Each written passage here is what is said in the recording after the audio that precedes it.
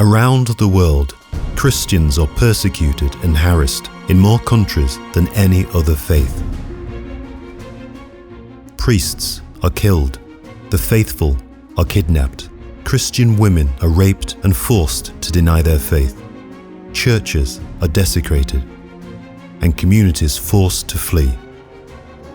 This latest edition of Aid to the Church in Need's Persecuted and Forgotten report examines the situation in 24 countries where the charity has found evidence of serious religious freedom violations. Persecuted and Forgotten found that in 75% of countries the report surveyed, the faithful suffered increased depression or persecution during the review period of September 2020 to September 2022. In Africa, the situation of Christians worsened with shocking evidence of a sharp increase in genocidal violence from jihadists and other militants. According to one analysis, between January 2021 and June 2022, more than 7,600 Christians were killed in Nigeria, with more than 40 killed when gunmen opened fire on St. Francis Xavier Church in Ondo State during Mass on Pentecost Sunday. In Mozambique, Al-Shabaab stepped up its indiscriminate attacks, killing Christians, emptying Christian-majority villages, and burning down churches as part of its general campaign of terror. In the Middle East, continuing migration exacerbated the crisis threatening the survival of three of the world's oldest and most important Christian communities in Iraq, Syria, and Palestine. In Syria, Al-Qaeda offshoot reportedly displaced large numbers of Christians, converting homes into mosques. In Iraq, numbers have fallen from around 300,000 before the 2014 Daesh invasion to as few as 150,000.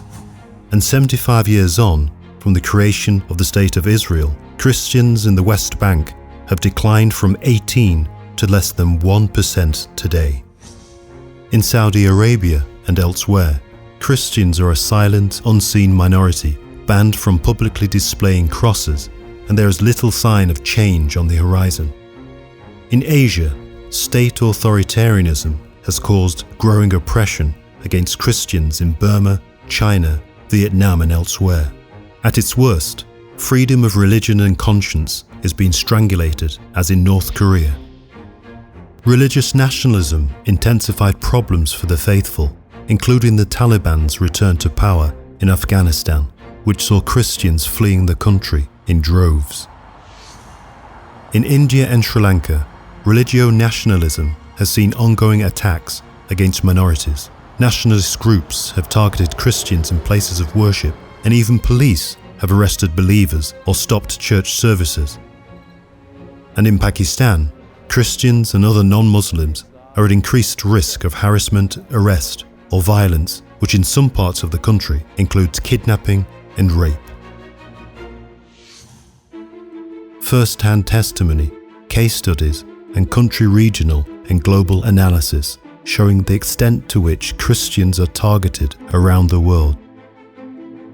Steps to help them by the international community have often been too little, too late. Their plight is ignored, and so it is that in many countries Christians continue to be persecuted. Let us break the silence and do all we can to ensure they are not forgotten.